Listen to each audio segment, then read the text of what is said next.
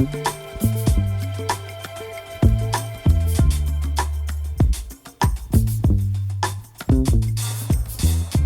mesdames et messieurs, merci d'être venus nombreux pour ce talk ce dimanche matin au Silmo. Le sujet c'est la prise en charge optique tous les 3 ans, sous forme de point d'interrogation, car évidemment ce n'est pas encore une réalité, mais ça pourrait arriver rapidement. Il y a un certain nombre d'acteurs qui se sont exprimés sur le sujet depuis 1 an, il y a eu beaucoup d'acteurs même. Il y a eu un rapport du Sénat il y a 1 an, quasiment jour pour jour, qui préconisait justement un remboursement à 3 ans en optique pour diminuer la facture optique, si on peut dire ça comme ça. Il y a eu entre-temps plusieurs acteurs qui se sont manifestés, pas en direct, mais de manière interposée, soit dans les médias, soit à travers des rapports. On a la Mutualité française qui, à plusieurs reprises, notamment en avril cette année, s'est exprimée à travers la voix de son président Éric Chenu en faveur d'un remboursement optique tous les 3 ans. On a eu plus tard, au début de l'été, l'assurance maladie dans son rapport chargé-produit qui a elle aussi proposé de décaler le délai de prise en charge des équipements optiques. On a même le MEDEF qui a rejoint la fête finalement, sans qu'on ne les attendait pas vraiment, mais ils ont aussi pris position là-dessus. Autant d'acteurs qu'on a contactés, notamment sur ce sujet, mais à plusieurs reprises cette année. Donc pour parler du remboursement à 3 ans, qui ont soit jamais répondu, soit plus ou moins gentiment décliné l'offre, préférant finalement leur propre rapport, leurs propres canaux de communication, alors que cette mesure pourrait concerner les opticiens. À quelle échéance, on ne sait pas. Est-ce que ça pourrait faire l'objet d'un texte dans le PLFSS 2026 ou à une autre occasion? Pour en parler aujourd'hui, on devait avoir un invité supplémentaire qui malheureusement a été retenu aujourd'hui, Maher Kassab, qui est directeur général de Galileo Business Consulting, qui a eu un imprévu qui malheureusement ne pourra pas être là. Et je suis ici avec Gilles Auster. Merci Gilles d'être là. Je veux bien te laisser te présenter. Merci pour l'invitation. Bonjour à toutes. Donc je suis manager chez Valmen Consulting. C'est un cabinet spécialisé en protection sociale. Donc j'interviens depuis plus de 25 ans, même bientôt 30, ça commence à faire peur, avec les complémentaires santé, le tiers payant, et j'ai travaillé pendant 2 ans pour Atoll les opticiens, 2 ans et demi pour Alain Flelou, et pour des verriers, lentilles, et dans le monde de l'optique. Ça fait quelques temps que je suis un petit peu ces affaires. Donc tu connais très bien la filière. Très bien, très bien. J'en connais une partie et j'ai travaillé avec eux et je continue à travailler avec eux. Voilà, j'ai mis en place par exemple le 100% santé pour des complémentaires. Donc voilà, c'est quand même des choses qui me parlent beaucoup. On pourra peut-être faire l'analogie avec une réforme aussi importante que le 100% santé, où à l'époque on était passé de 1 an à 2 ans de remboursement. Là on pourrait passer de 2 à 3 ans. L'objectif, le seul qui a été évoqué par les acteurs que j'ai cités, la CNAM, les mutuelles, c'était de faire des économies qui ont été chiffrées dans le rapport du Sénat il y a 1 an au doigt mouillé, parce qu'on n'a quand même pas beaucoup de détails, et le chiffre qui a été avancé, c'était 600 millions d'euros d'économies pour les OCAM. En l'occurrence, il n'est pas question d'assurance maladie sur ce rapport sénatorial-là. Non, mais si on revient sur de l'ordre de 600 millions d'euros, dans un pays comme la France où le niveau en mathématiques, et pas que, mais surtout en mathématiques, s'effondre. On le voit dans les rapports PISA, enfin les classements PISA, et notamment ça se traduit avec Bercy qui, il y a quelques mois, nous a fait « Oups, j'ai fait une petite erreur de calcul, il manque 60 milliards d'euros à plus ou moins 1%, ce qui représente 600 millions d'euros aujourd'hui ». Ça serait intéressant d'avoir les hypothèses de travail au démarrage et puis les façons de calculer. Mais ce que l'on peut voir sur un décalage de 2 à 3 ans, c'est qu'un certain nombre de Français n'iront plus voir leur ophtalmo tous les 2 ans, mais tous les 3 ans. Donc il pourrait y avoir aussi des économies pour l'assurance maladie sur les consultations d'ophta. Donc, comme je le disais, Maher Kassab, directeur général de Galileo Business Consulting, n'a pas pu être présent aujourd'hui. Cependant, il nous a quand même transmis des documents qui nous permettent d'avoir une petite idée des tendances de consommation des Français, des assurés, par rapport à leur équipement optique, où on peut constater que 4% des Français auraient acheté leur dernier équipement il y a un an ou moins, et 44% sous 2 ans ou moins. C'est-à-dire que la moitié des Français, globalement, bénéficient de leur remboursement sous 2 ans, et passer à 3 ans pourrait avoir des conséquences, une sorte de décalage dans le temps de l'équipement, qui aurait forcément des conséquences sur la filière. Alors ici, on ne peut pas évaluer précisément ce que ça pourrait avoir, mais on va quand même essayer de donner de l'information pour éventuellement voir ce que ça pourrait avoir comme conséquence. Alors si on revient sur les 46%, le fait de décaler ces 46% de 2 ans à 3 ans, on aura forcément des dérogations au bout de 2 ans. Donc les 46% ne passeraient pas totalement sur les 3 ans, mais on peut se dire, je ne sais pas, peut-être qu'on aurait 10% au bout de 2 ans. Il faudrait voir une étude de savoir quel pourcentage les Français ont une évolution au bout d'1 an, 2 ans, 3 ans, 4 ans, qui permettrait de voir aujourd'hui quel est l'impact sur la filière. Exactement, ça aussi c'est quelque chose qui n'a pas été évalué dans les rapports sénatoriaux ou dans aucun autre document. Quel est finalement le niveau de dérogation, dans quel contexte il pourrait y avoir une dérogation. Donc changement de correction, il a été mentionné la casse des lunettes, enfin tout ça n'est pas extrêmement précis. J'ai fait un petit calcul rapide de me dire, allez, je vais dire qu'il y en a un tiers qui passerait de 2 ans à 3 ans, on passerait de un demi-équipement par an à un tiers d'équipement par an, ce qui représente une baisse de 16-17%. Donc si on se dit qu'il y en a un tiers, si on divise par 3, on est pas loin aux alentours de 6%. Donc là, on est sur du plancher. L'impact serait quand même au niveau de volume, je ne parle pas en montant, mais en équipement de 6%, mais c'est vraiment un calcul plancher et il demande à être affiné en fonction du nombre des 46%. Quelle est la part qui va passer sur 3 ans effectivement? Galileo Consulting a posé la question également aux assurés. Que ferait-il si le remboursement d'optique passerait de 2 ans à 3 ans? Il s'avère que 83% d'entre eux, je ne sais pas si c'est un chiffre surprenant, mais on pouvait effectivement s'attendre à ça, 83% d'entre eux attendraient effectivement 3 ans pour changer de lunettes, ce qui évidemment va avoir des conséquences aussi en termes de santé visuelle, de dépistage et comme tu disais, de rendez-vous chez l'ophtalmologiste. Ça décalerait un petit peu tous les rendez-vous, que ce soit chez l'opticien pour l'équipement, mais aussi pour des dépistages. Alors dans les 46%, c'est pareil, il y a deux sous-catégories. Il y a la catégorie des renouvellements faits par l'opticien et ceux qui vont avoir un nouvel équipement suite à une consultation et une évolution de leur vue. Donc ça, je ne les connais pas, ces chiffres-là, mais ça aussi, il faut tenir en compte pour voir les impacts sur les OFTA. Donc là, on a parlé un petit peu des assurés et des consommateurs, mais on est avant tout sur un salon d'optique. Et on a interrogé des opticiens pas plus tard qu'hier après-midi sur le Silmo. Et je vous propose de les écouter parce que c'est assez intéressant. Bonjour, alors qu'est-ce que vous pensez du remboursement des lunettes tous les 3 ans? Qu'est-ce que ça va changer pour vous dans votre magasin? Alors moi je suis indépendante dans un petit magasin dans un village. Déjà on a un vrai désert médical, on n'a vraiment pas du tout d'ophtalmo tout près.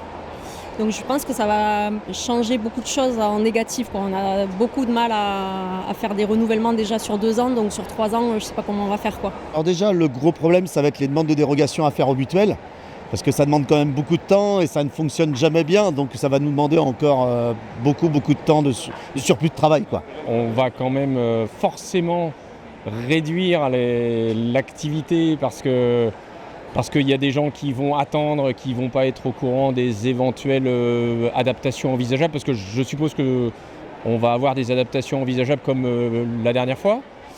Je ne suis pas fan du tout. Vous pensez que ça va avoir un impact justement sur les possibles pathologies des patients, sur l'évolution des corrections, que ce ne soit pas testé à une bonne fréquence?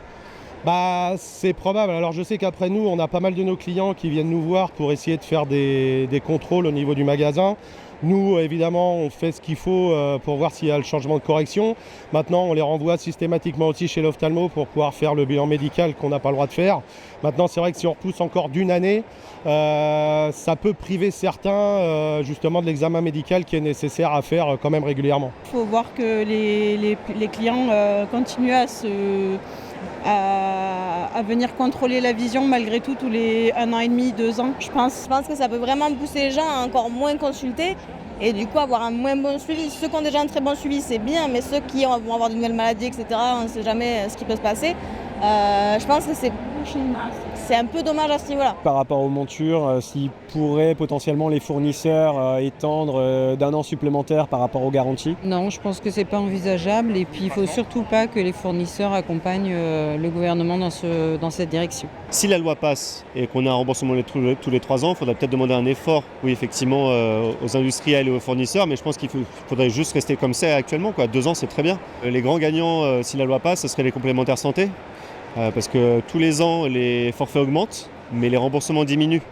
Donc ce serait dommage de tirer encore un peu plus sur la corde. Sans surprise, les opticiens ne sont pas des grands fans de cette mesure. Évidemment, ça aurait forcément un impact sur leur activité. C'est d'ailleurs la question que je voulais te poser. Gilles, selon toi, quelles conséquences ça pourrait avoir de manière globale, une vision un petit peu globale sur le marché de l'optique et éventuellement sur la santé visuelle aussi des Français? J'en ai parlé déjà tout à l'heure sur le calcul assez rapide pour avoir à peu près un ordre d'idée, mais plancher. On a forcément une baisse d'activité en volume sur les montures et les verres. Donc forcément pour les opticiens, moins d'équipement, donc moins de chiffre d'affaires. Et en conséquence, pareil pour les fournisseurs, les verriers, enfin voilà, et les montures. Donc il y a forcément une baisse d'activité, un creux qui va après revenir, je dirais, puisqu'on va décaler tout de suite. Alors il faut voir aussi la mise en place de cette réforme. Parce que moi, j'ai 2 visions. J'ai la vision du consultant et la vision de l'assuré. Alors, en tant que consultant, je vais dire que je suis le ravi de la crèche, parce que ce genre de réforme, ça nous fait quand même du business. Et plus les esprits sont tordus pour faire des réformes, plus c'est compliqué. Et parce que derrière, ce qu'il faut voir, c'est que les complémentaires santé, on est dans un monde informatique, il y a des systèmes d'information à faire évoluer, des études d'impact, des spécifications, des développements, des recettes, plus les tableaux de garantie, les documents, les sites internet. Donc il y a aujourd'hui un coût pour les complémentaires santé, et le 100% santé, quand on a mis en place avec les prix limites de vente, ça n'existait pas dans les systèmes d'information. Et tout un système, donc il a fallu créer aux gens dans ces systèmes d'information, donc c'est des coûts.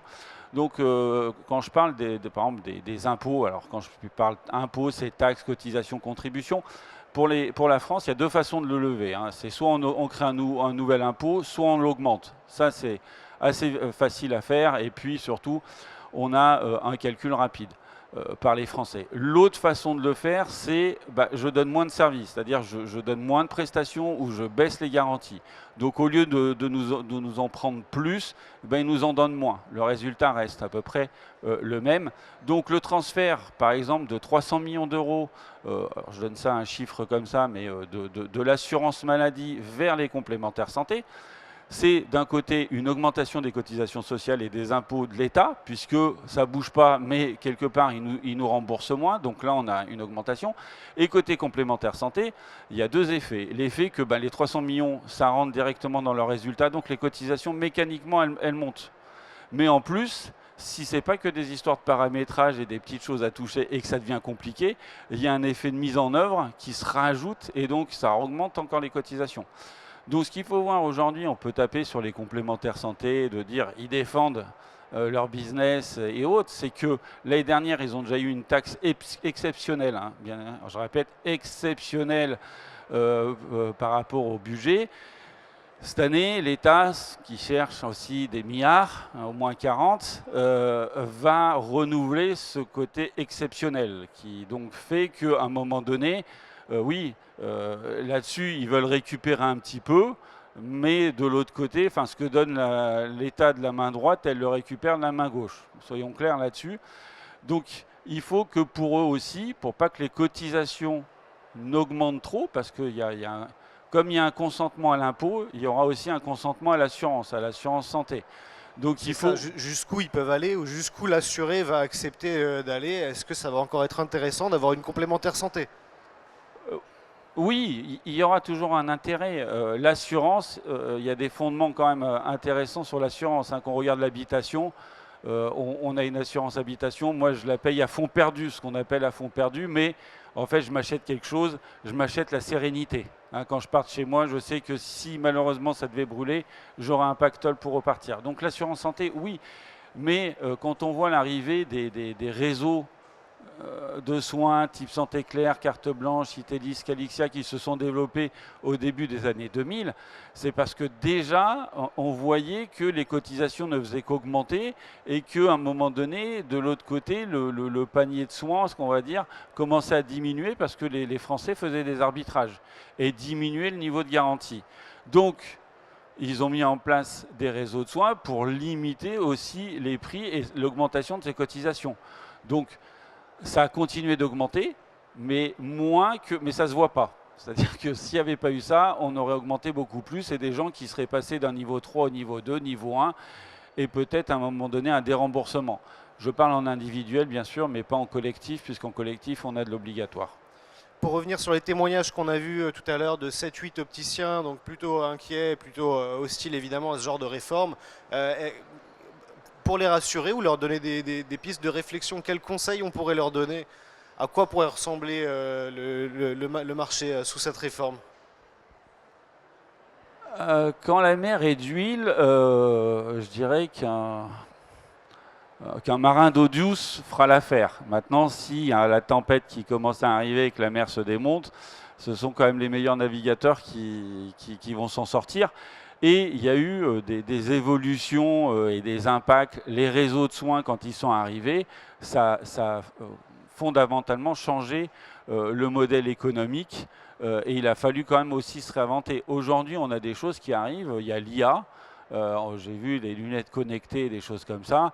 Notamment, je discutais avec un verrier qui avait du mal à faire rentrer, référencer sur des plateformes ou leur verre. Donc, il faut à un moment donné l'arrivée d'Internet. Il a fallu aussi, ça a changé aussi la façon de travailler, de présenter. Donc, il y aura un impact. Alors, est-ce qu'il va être aussi gros qu'Internet, que le 100% santé, que les réseaux de soins? Je ne pense pas.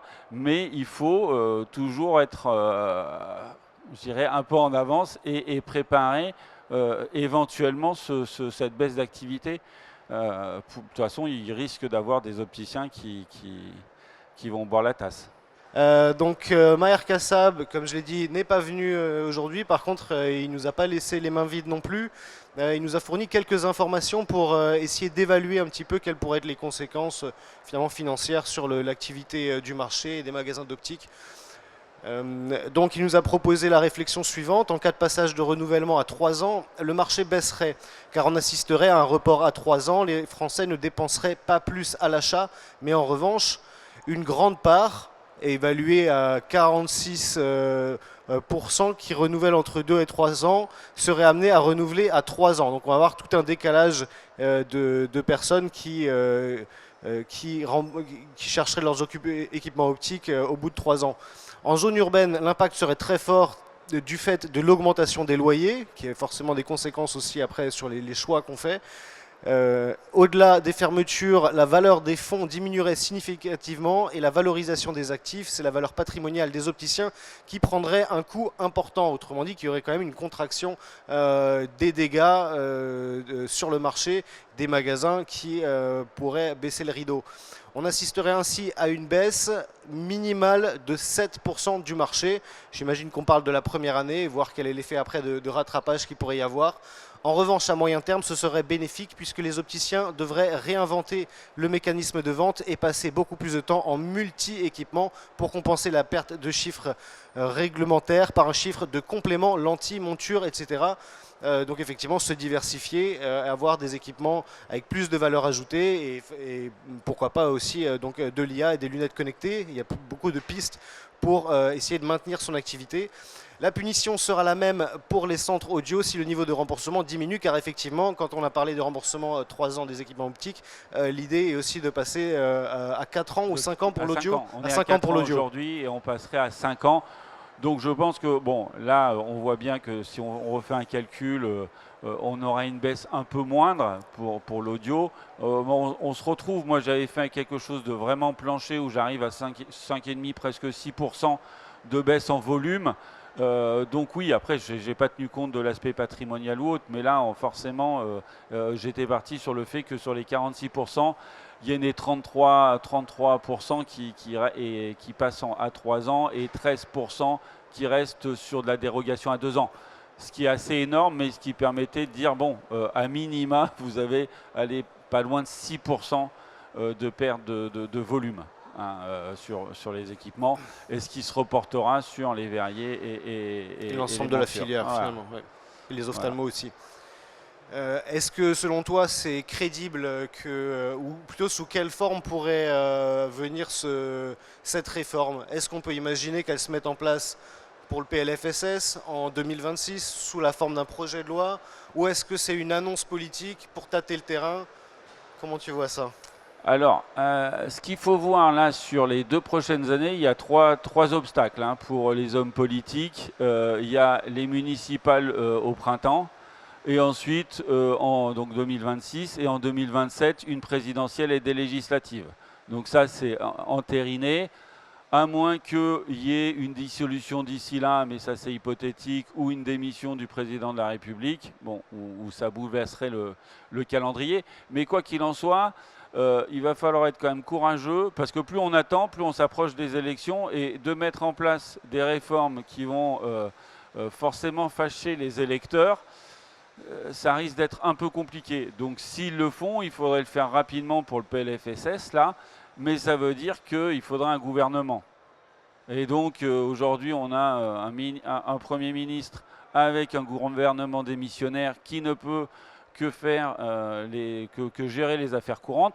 Donc il faut qu'il nomme son gouvernement, qu'il prenne en place. Alors bon, après il y a derrière dans les cartons, si c'est déjà prêt, le ministre de la Santé pourrait venir proposer ce genre de choses, mais il faut qu'il se dépêche puisqu'on arrive quand même dans les parties des budgets, et donc à un moment donné, si on n'a rien, on passera sur le même budget que l'année dernière.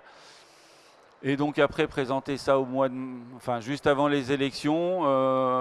Après il y a les élections, derrière on a fini, il y a les élections présidentielles et législatives. Oui. Voilà, l'année suivante. Bon, voilà, le calendrier est quand même serré, mais ils peuvent trouver une fenêtre de tir pour placer. Si à un moment donné, ça peut aller vite parfois. On restera attentif à l'évolution évidemment législative et on vous tiendra au courant. Est-ce qu'il y a quelqu'un parmi notre audience qui a des questions à poser? Bien entendu. On vous donne un micro, merci. Je suis Lissac, franchisé à Rueil-Malmaison. Et bon, je fais les réseaux mutuels, tous les réseaux mutuels. J'ai parlé aussi avec les assurances, justement sur les 3 ans. Ils m'ont dit oui. On fait ça aussi parce que, est-ce que les opticiens ont été raisonnables? Parce qu'on fait des renouvellements, énormément de renouvellements tous les ans. Et ça, c'est un problème pour les mutuelles. Et parfois... Sur les chiffres de Maher Kassab, ils étaient à 4%. C'est tout? Oui. Bon, ça, c'est les mutuelles. C'est la mutuelle qui m'a dit ça. Maintenant, vous parliez le temps passé avec les opticiens dans les réseaux mutuels. C'est compliqué. S'il faut faire plusieurs équipements ou faire tout ce système, c'est excessivement compliqué. Avec un client, nous, c'est 1 heure, 1 heure et demie maintenant. C'est mon 55e Silmo. Et bon, j'ai connu l'antériorité de l'optique, puisque j'ai connu les débuts de l'optique, j'ai connu M. Metnas quand il a fait le premier Varilux, tout ça. Ce que je pense, moi je pense qu'on arrive à je pense qu'on arrive à un fin de système de notre système optique. Mais il faut aussi voir, est-ce que tous les opticiens ont été sérieux? Ça, c'est une question. Dans la façon de faire c'est une critique Bon, Oui, je mais connais, je suis on du ne peut pas métier, jeter hein. l'opprobre après sur tous les opticiens. Il y a Non, peut-être j'ai pas quelques parlé sur margoulins, tous les comme disaient opticiens. certains. Attention. C'est toujours les minorités hein, qui coincent le système, hein, vous le savez bien. Et L'apparition des réseaux de soins était aussi là justement pour réguler voilà. une période. Tout à fait. Mais même dans l'arrêt de période des réseaux de soins, il y a encore des problèmes. Hein, on les a encore, ces problèmes. Et ils existent encore aujourd'hui. Donc, Oui, ça, mais- nous, on a les normes AFNOR. Hein, donc, je peux vous dire, les clients ne sont pas AFNOR et tous les opticiens ne sont pas AFNOR. Hein. De toute façon, quand on met des lois, des réseaux ou autres, il y a toujours ceux qui vont arriver à contourner, à creuser, à passer en dessous. Oui. Donc on limite. Vous avez vu qu'aujourd'hui, mais- on fait de l'assainissement, hein, quand même. Hein, il faut. D'ailleurs, ce serait profitable même pour la profession dans tous les domaines. Parce que je ne sais pas si vous vous rendez compte, aujourd'hui, on tire vers le bas notre activité professionnelle. Nous ne sommes plus des opticiens lunetiers, optométristes ou ce qu'on veut. Hein, nous sommes des marchands de lunettes. Hein, dans le système de... Est-ce que Non, vous mais êtes c'est un d'accord point de vue, là-dessus? c'est un point de vue qui mérite d'être partagé. Merci pour votre intervention en tout Oui, cas. je pourrais aller encore plus loin, mais Ouais. je veux pas être trop critique. On va en discuter en dehors de. Et l'évolution de l'optique, je pense que la personne n'a dit comment allait évoluer exactement l'optique. Là. C'est surtout les réseaux mutuels qui vont prendre l'optique en charge. L'opticien, non. Merci encore pour votre intervention. Merci à toutes et à tous. À tous d'ailleurs, parce que. Il y a encore une question. Une question? Merci à toutes et à tous. Je vous invite à continuer à profiter du Silmo. Ce n'est que le jour 3. Il reste encore toute la journée et demain pour profiter de tous ces beaux stands. Merci.